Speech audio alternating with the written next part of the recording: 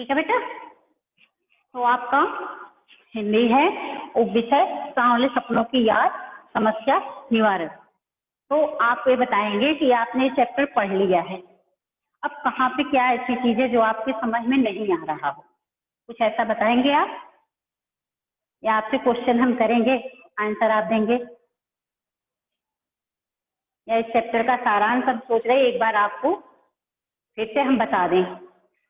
ठीक है, तो यह पाठ जो है सांवले सपनों की याद जावेद हुसैन जी द्वारा लिखित है, और यह पाठ जो है सांवले सपनों की याद जो प्रसिद्ध पक्षी विज्ञानी सालिम अली को समर्पित है।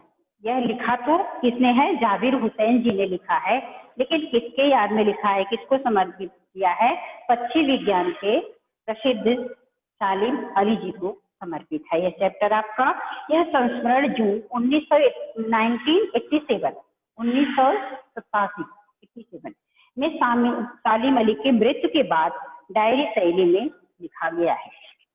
सालिम अली की मृत्यु से दुखी लेखक ने अपने दुख और अवसाद को इस पाठ के रूप में व्यक्त किया है। वह उस शब्द को अपने दुख के रूप में व्यक्त किया है।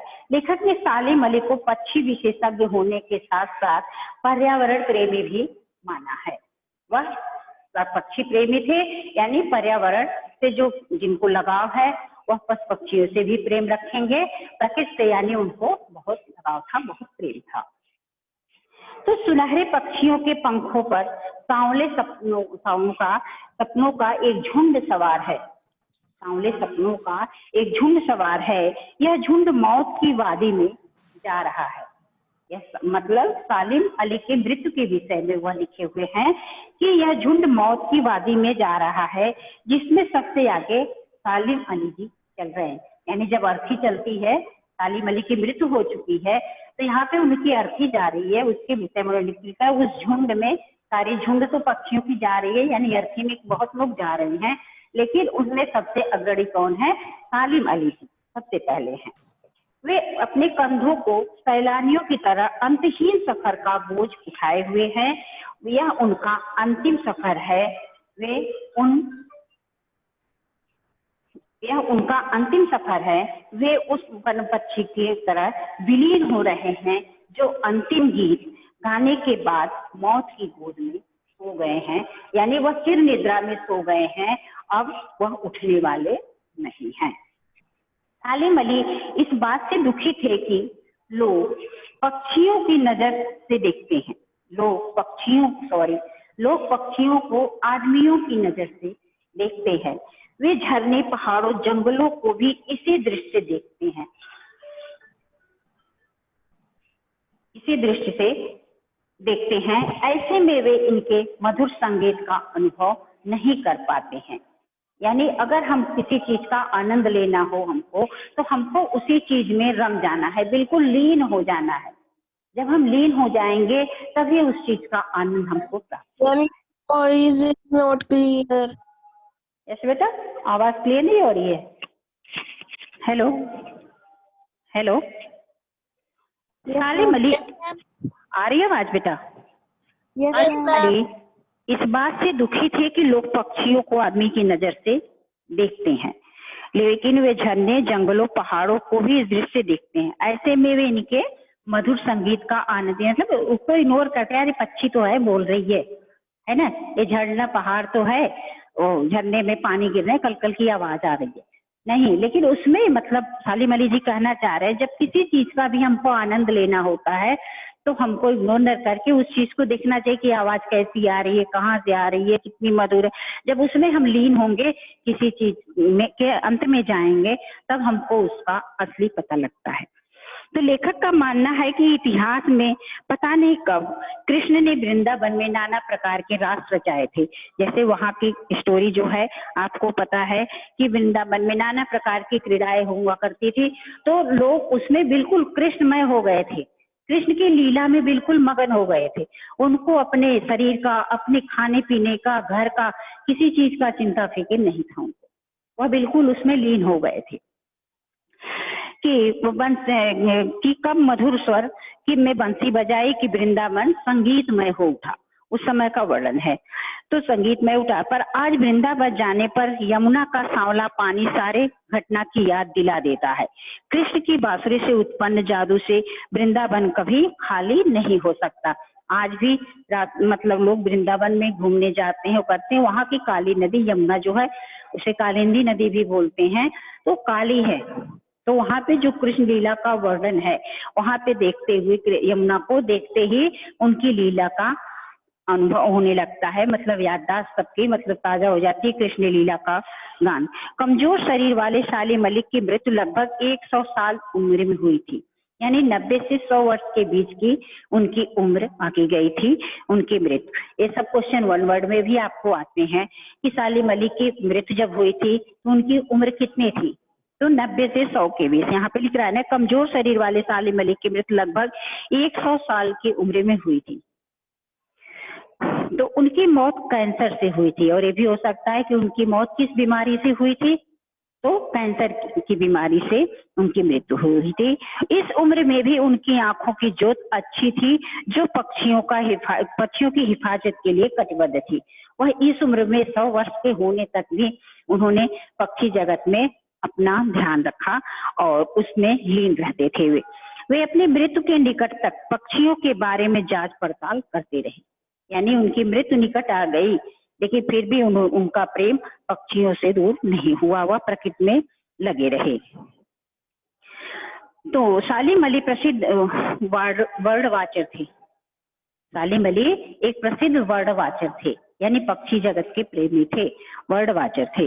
एकांत के क्षणों में प्राकृतिक दृश्यों को देखने में खोए रहते थे। वह हमेशा लीन रहते थे प्रकृति के विषय में।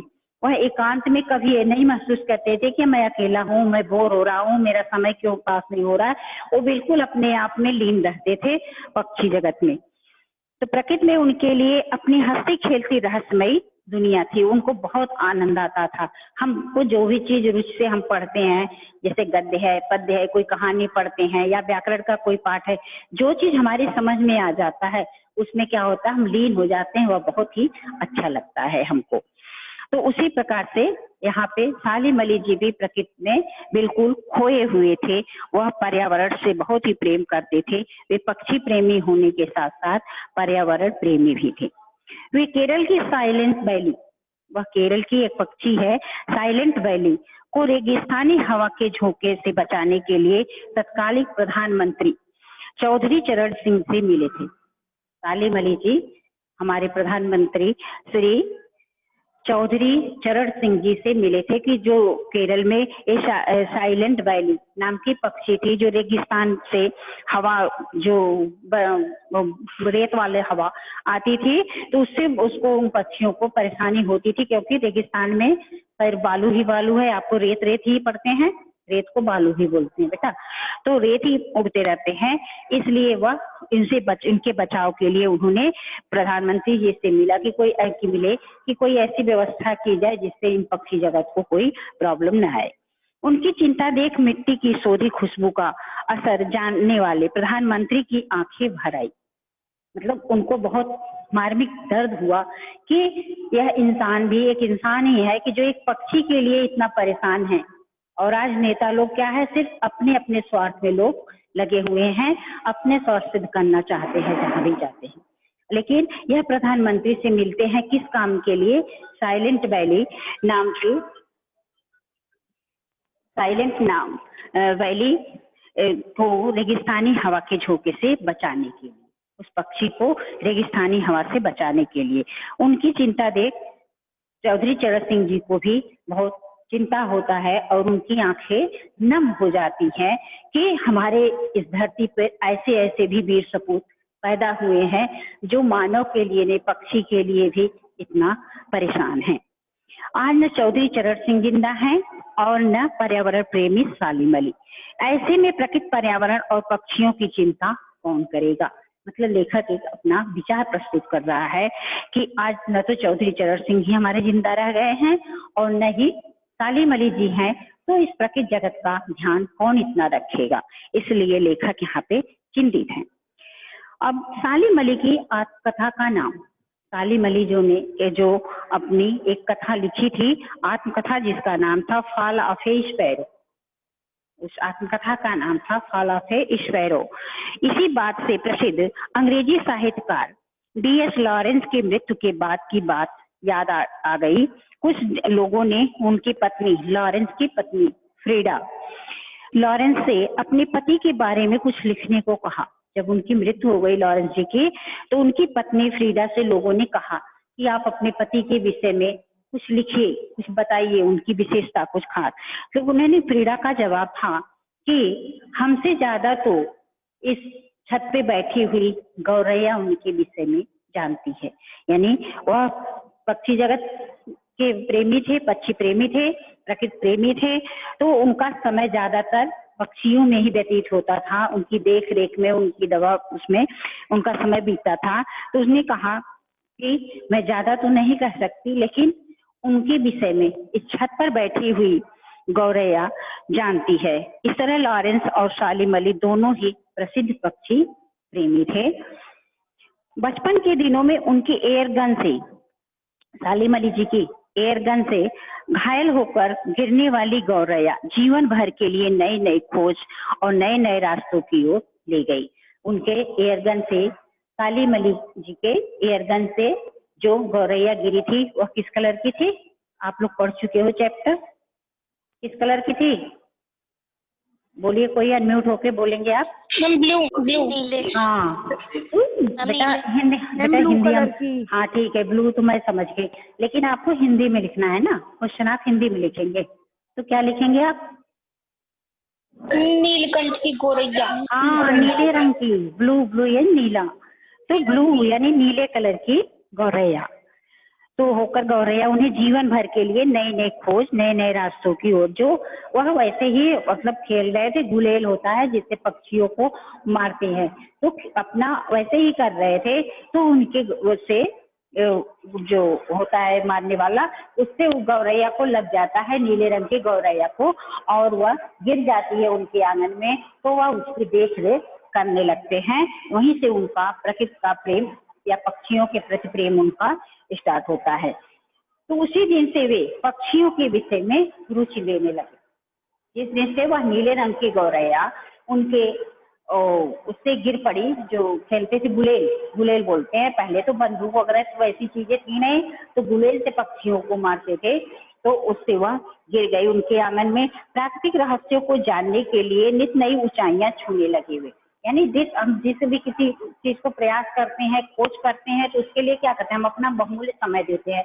जब समय देंगे तो उसमें कुछ न कुछ नई चीजें हमको सीखने को मिलती है, तो उस चीज को सीखते हैं। वे भी लॉरेंस की तरह नैसर्गिक जिंदगी के प्रतिरूप बन गए थे, वह भी नैसर्गिक जीवन जी रहे थे। सालिम अली आजीवन भ्रमणशील रहे, वह पूरे जीवन पक्षियों के विषय में खोजबीन करते रहे और नित्य वह भ्रमण करते रहे, यानी पक्षियों के विषय में। तो उनकी मायावारी देखकर लगता है कि वे आज भी पक्षियों की ही खोज में निकले हैं और कुछ ही देर में अपने गले में दूरबीन लटकाए जानकारी लिए वापस आ जाएंगे। लेखक पूछता है कि तुम लौटोगे ना सालिम अली? वह लेखक जो है उनसे पूछ रहा है कि सालिम अली जी, आप, यानी सालिम अली की मृत्यु हो गई, वह निद्रा में सो गए हैं, लेकिन फिर भी जो उनका था कि वह दिन रात भ्रमण करते रहते थे। उनके सालिम अली के विषय में आपने पढ़ा भी है, साइंस वगैरह में भी है कि मतलब उनके कोट के बाजू जो फटके लटके हुए थे, लेकिन फिर भी उनको कोई परवाह नहीं था। वो एक साइंटिस्ट थे, लेकिन उनको कोई परवाह नहीं था कि मुझसे कौन मिलने आ रहा है, मैं अपने आप को मेंटेन करके रखूं या कुछ भी। तो ऐसा उनके मन में ये सब नहीं था। उनका ध्यान, मतलब पूरी तरह से उनका ध्यान पक्षियों की तरफ आकर्षित। तो ये रहा एक चैप्टर का समरी, जो पाठ का सारांश आपका होता है। तो इसमें से वन वर्ड के क्वेश्चन बीच बीच से, जैसा कि आपको बताया गया है, ऑफिशियली मतलब आपका जो सेकेंड सर्कल होने वाला है उसमें वन वर्ड के क्वेश्चन, जैसे पहले एक्टिविटी में उसमें आया था यूनिट में, सेकेंड यूनिट में भी वैसे ही आने वाला है। तो इस तरह से हमको ध्यान से पूरे चैप्टर को पहले पढ़ना है, तो उसमें से बीच बीच से क्वेश्चन हमारे बनेंगे। जैसे आपसे पूछा जा सकता है कि सालिम अली कौन थे, सालिम अली कौन थे, जैसे आपने बताया। चलो निर्विका त्यागी, आप बोलेंगे। Ma'am bird. हाँ बोलिए बोलिए। सालिम अली प्रसिद्ध वर्डवाचर और बोलिए। पक्षी प्रेमी हाँ, पूरा वाक्य और बोलिए बेटा। सालिम अली प्रसिद्ध वर्डवाचर और प्रकृति प्रेमी थे। पक्षी पक्षी प्रकृति प्रेमी थे, पक्षी प्रेमी थे, है ना। सालिम अली प्रसिद्ध वर्डवाचर यानी पक्षियों के विषय में हो गया वर्डवाचर थे, और वर्ड से यानी उनको वो था तो उसको प्रकृति से भी उनका लगाव था, तभी तो वो पक्षी जगत में इतना ध्यान देते थे। तो वर्डवाचर थे और वो प्रकृति प्रेमी थे। ठीक है, नेक्स्ट क्वेश्चन है बंद करिए आना। फ्रीडा ने लॉरेंस के विषय में क्या बताया? फ्रीडा कौन थे? हम लॉरेंस की पत्नी। हाँ जी, डीएच लॉरेंस की वाइफ। हाँ, फ्रीडा ने लॉरेंस के विषय में उन्होंने क्या बताया था? लॉरेंस जी के विषय में उन्होंने क्या कहा था? अभी बताया ना आपको उन्होंने कि हमसे ज्यादा मुझसे ज्यादा के विषय में मेरे छत पर बैठी हुई गौरैया जानती है। हाँ, हमसे ज्यादा वो हमको यह छत पे बैठी हुई गौरैया जानती है। सालिम अली के, अच्छा चलो ये क्वेश्चन लंबा हो जाएगा। फिर भी सालिम अली के अंतिम सफर का क्या था, कैसा था उनका अंतिम सफर? सालिम अली जी का अंतिम सफर कैसा रहा? वर्डवाचर थे। सालिम अली के अंतिम सफर में उनके साथ बहुत सारे लोग जा रहे, जैसा कि पक्षियों का झुंड जा रहा है, और उसमें सालिम अली क्या थे? अग्रगणी थे। वे सबसे आगे चल रहे थे। यानी जब वो जाता है, अर्थी जाती है, आप सभी देखते हो अर्थी आगे आगे जाती है, उसके पीछे गांव भर के लोग जो अपनी अली गली के रहते हैं, अपने रिलेटिव रहते हैं सब, तो वो लोग पीछे पीछे जाते हैं। तो ऐसा लग रहा था मानो पक्षियों का झुंड जा रहा हो, और उसमें सालिम अली जी सबसे आगे आगे जा रही हैं। सालिम अली के अंतिम सफर का वर्णन पूछा। वन वर्ड वाला क्वेश्चन आएंगे ना, एक क्वेश्चन वाले। तो उसमें क्या है कि सालिम अली के अंतिम सफर में तो साथ में बहुत सारे लोग जा रहे थे, और सालिम अली सबसे आगे चल रहे। सालिम अली कैसी निद्रा में सो गए थे? सालिम अली जी कैसी निद्रा में सोए हुए थे? चिर निद्रा में। चिर यानी लंबे निद्रा में, यानी जब उनकी अर्थी निकल गई, मृत्यु हो गई, तो फिर उठने वाले तो थे नहीं, तो चिर निद्रा में सो गए, बहुत लंबी नींद में, बहुत गहरी नींद में सो गए हैं, जो कि उठने वाले नहीं थे। तो सालिम अली के विषय में मतलब रोमांच। सालिम अली का शरीर क्यों कमजोर हो गया? सालिम अली जी का कैंसर की वजह से। हाँ, क्योंकि उनको कैंसर जैसी बीमारी हो गई थी, जिसके कारण उनका शरीर कमजोर हो गया था। मौत सालिम अली से क्या नहीं छीन सकी थी? मौत सालिम अली जी से क्या नहीं छीन सकी थी? मैम, उनकी आंखों की रोशनी।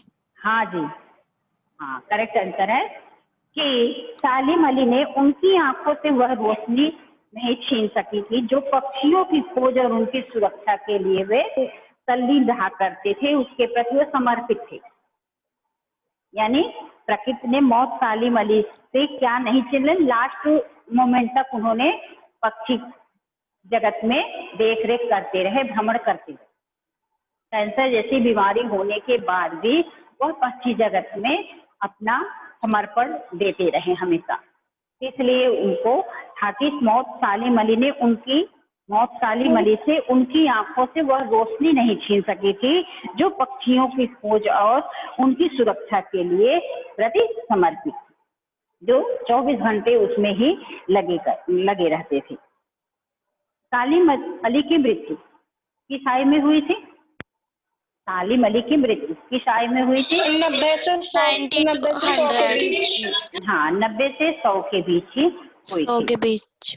हाँ, मतलब क्वेश्चन आपके बन सकते हैं वन वर्ड। सालिम अली क्षितिज आपकी बुक का नाम है ना? क्षितिज आपकी बुक का नाम है जो आप पढ़ रहे हो जिससे। Yes ma'am. तो क्षितिज शब्द किस प्रकार का शब्द है? यह सक्षम है, सद्भाव है, देशज है, विदेशी है, क्या शब्द है यह? क्षितिज शब्द, बताइए। क्षितिज में होता क्या है? क्षितिज आप मैम आकाश। सिर्फ आकाश? बेटा बस हमारे पास मैम वो जगह जहाँ पे धरती और आकाश मिलते हैं। हाँ जी, वह स्थान जहाँ पे धरती और आकाश, जहाँ तक हमारी निगाहें जाती है, आई कांटेक्ट हो रहा है, उससे आगे जहाँ भी मतलब हमारी निगाहें मिल रही, वहां पे हमको लगता है कि वह धरती और आसमान बिल्कुल एक दिख रहा है। और उससे आगे जब उस जगह पे हम पहुंचते हैं, उससे और आगे हमको जहां तक हमारी निगाहें जाती है दूरदृष्टि, वहां पे लगता है कि वहां पे धरती और आकाश बिल्कुल एक हो गए। तो उस स्थान को हम क्या कहते हैं? क्षितिज। तो क्षितिज एक शुद्ध शब्द है और यह संस्कृत से लिया हुआ सीधा शब्द है। तो यह कौन सा शब्द होगा? यह तत्सम शब्द है बेटा, है ना? तत्सम शब्द, जैसा कि आप 8th क्लास में भी पढ़े हो, 6th 7th में भी पढ़े हो कि जो शब्द संस्कृत से हम सीधा अपने प्रयोग में लाते हैं वह हमारा क्या होता है? तत्सम होता है। और उसी का बिगड़ा हुआ रूप हमारा क्या होता है? सद्भाव होता है। और जो हाँ बेटा, बेटा आपको नेटवर्क प्रॉब्लम हो रहा है लग रहा है हमको, और तो सबको आ रही है आवाज। लॉरेंस कौन थे? अभी उनकी चर्चा चल रही है। तो लॉरेंस कौन थे? प्रकृति प्रेमी थे, पक्षी प्रेमी थे, वर्ड वाचर थे। कोई न्यू तो इसमें आया नहीं है, अभी ऐड तो नहीं हुआ न्यू बच्चा कोई? इसमें 13 ही है, कोई न्यू बच्चा तो नहीं हुआ अटेम्प्ट में? चलो बेटा ठीक है, टाइम आपका ओवर होने वाला है। अब एक दो क्वेश्चन और करते हैं। सालिम अली का विश्वास कब नहीं डिगा? सालिम अली का विश्वास कब नहीं डिगा?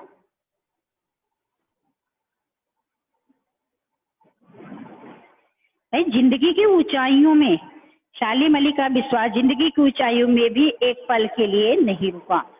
वह निरंतर प्रयासरत रहे। पक्षी प्रेमी थे, पक्षियों के विषय में कभी उन्होंने हताश नहीं हुए, वे कभी भी निराश नहीं हुए। जो कुछ भी प्रॉब्लम उनके सामने आती गई उसे उन्होंने सॉल्व किया और उसके लिए और प्रयासरत रहे। तो सालिम अली का विश्वास कब नहीं डिगा? सालिम अली का विश्वास जिंदगी की ऊंचाइयों में एक पल के लिए भी नहीं डिगा, यानी हिला नहीं। डिगा यानी वह अडिग रहे अपने जगह पे, वह मतलब हिले नहीं। कि वह शुरू से जब नीले रंग की गौरैया को उनके गुलेल से लग गया था और वह उनके आंगन में गिरी, तब से उसके देखभाल में वह लगे और तभी से उनको पक्षी जगत में स्टार्ट हो गया, उनका पक्षी जगत में घुसे और वह उनके प्रेम को उससे दूर नहीं हो पाए पक्षी जगत की। सालिम अली की दुनिया में किसका विशेष स्थान था? सालिम अली की दुनिया में विशेष स्थान किसका था? पक्षियों का। पक्षियों का। हाँ जी, पक्षियों का। हाँ, पक्षी जगत में बर्डवाचर बोल दिया ना, बर्डवाचर तो यानी पक्षी का जगत का उनका जो है स्थान विशेष था उसमें। सालिम अली, यहाँ सोए पक्षी किसके लिए प्रयुक्त हुआ? यहाँ सोए हुए पक्षी का शब्द का प्रयोग किसके लिए हुआ है? सोए हुए पक्षी का प्रयोग किसके लिए किया गया है चैप्टर में? बेटा सालिम अली जी के लिए हुआ है ना, कि वो सो गए, यानी जो उनकी अर्थी निकल रही है, सारे पक्षियों का झुंड जा रहा है और उसमें सबसे अग्रणी जो है सालिम अली जी हैं। तो किसके विषय में है? सालिम अली। हाँ, सालिम अली जी के विषय में। सालिम अली चाहते थे कि मनुष्य जंगल, पहाड़, झरने आदि को नजर से देखे। किसकी नजर से देखा जाए? मनुष्यों की नजर से। हाँ, आदमी की निगाह से उसे भी इंसान समझा जाए, है ना, उसे भी इंसान समझा जाए, उससे उसके प्रति भी अगर हम प्रेम दर्शाए। जैसे आप जानते हो कि हम, साधारण सी बात है कि हम एक कुत्ता पालते हैं या तोता मैना पालते हैं घर में, अगर उससे हमारा लगाव हो जाता है, यहाँ तक भी देखा है कुत्ते इतने वफादार होते हैं, जो हमारे दरवाजे पर अगर गेस्ट कोई आ गया तो उसका बैग तक भी वो ला करके घर में रखता है। अगर उसको मैं खिलाती हूँ अपने हाथ से तो खाना खाता है। तो जिसके साथ हमारा प्रेम कहने का भाव है कि अगर कोई इंसान कहीं चला जाता है, जिस घर में हम अपने घर की बात बता रहे हो कि मतलब कुत्ते पालने का, कि छोटा बेबी था जो कि हमारी भतीजी का जब शादी हुआ, जब सारे लोग रो रहे तो उसके साथ वह भी रो रहा था। उसको मैंने खुद देखा अपनी आंखों से कि आंसू उसके भी निकल रहे थे। तो वह भी हमारी तरह प्रेम करना जानती हैं। लेकिन प्रॉब्लम यहाँ पे है कि बस उनके साथ ये है प्रॉब्लम कि उनके पास आवाज नहीं है, उस चीज को वह व्यक्त नहीं कर पाती, जो कि हम मानव, हम आदमी, इंसान जो है उस चीज को अपने मुंह से कह लेते हैं, लेकिन वह जो है कह नहीं पाते हैं। कोई भी पक्षी हो या जानवर है, लेकिन अगर हम उसके साथ प्रेम करते हैं, लगाते हैं, तो वह भी हमसे प्यार करता है, प्रेम करता है, और वह भी हमारी तरह एक्टिविटी करना सीख जाता है। जब हमारे साथ अगर रहता है, तब सोशल साइंस में आप पढ़ोगे, सामाजिक विज्ञान में है कि अगर एक पैदा हुए बच्चे को हम बंदरों के बीच में छोड़ आए, तो क्या है, वह बच्चा भी जब चलना शुरू करेगा तो बंदरों की तरह हाथ और पैर दोनों लगा के चलना स्टार्ट कर देगा।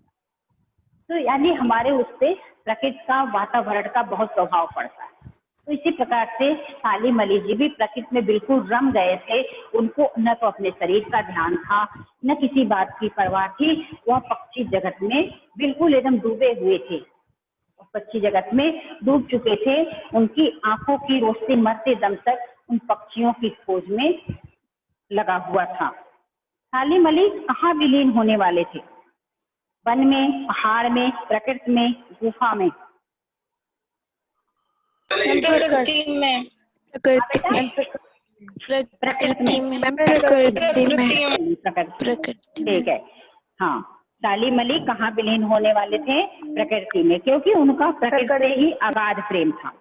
प्रकृति से उनका अगाध प्रेम था, इसलिए वह प्रकृति में ही विलीन हो रहे थे। इसमें लेखक को ऐसा क्यों लगता है कि कोई इस सोए पक्षी को जगाना नहीं चाहेगा? लेखक को ऐसा क्यों लगता है कि इस सोए हुए पक्षी को जगाना कोई नहीं चाहेगा? ऐसा क्यों लग रहा था उनको?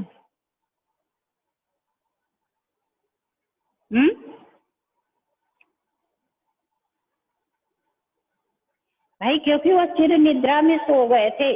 जिसकी मृत्यु हो जाती वह फिर जीवित नहीं हो पाता। भाई, शरीर तो हमारा जो ये 5 तत्व से बना हुआ शरीर है, यह तो मिट्टी में मिल जाता है, लेकिन वो क्या है कि आत्मा जो है अजर अमर है। आत्मा नहीं मरती है, लेकिन उनका शरीर तो, उसमें से प्राण जब निकल जाते हैं तो ये शरीर जो है जला दी जाती है। 5 तत्व से बने हुए शरीर फिर धूल मिट्टी में मिल जाती है। तो यहाँ पे उन्होंने, लेखक को ऐसा लगता था कि कोई सोए पक्षी को जगाना नहीं चाहेगा, यानी कि वह चिर निद्रा में सो गए हैं, मृत्यु की गोद में सो गए हैं, तो इसलिए उनको कोई नहीं जगाना चाहेगा, वह नहीं जग पाएंगे। जगाना भी चाहेगा कोई तो जग नहीं पाएंगे, है ना? ऐसा ही है।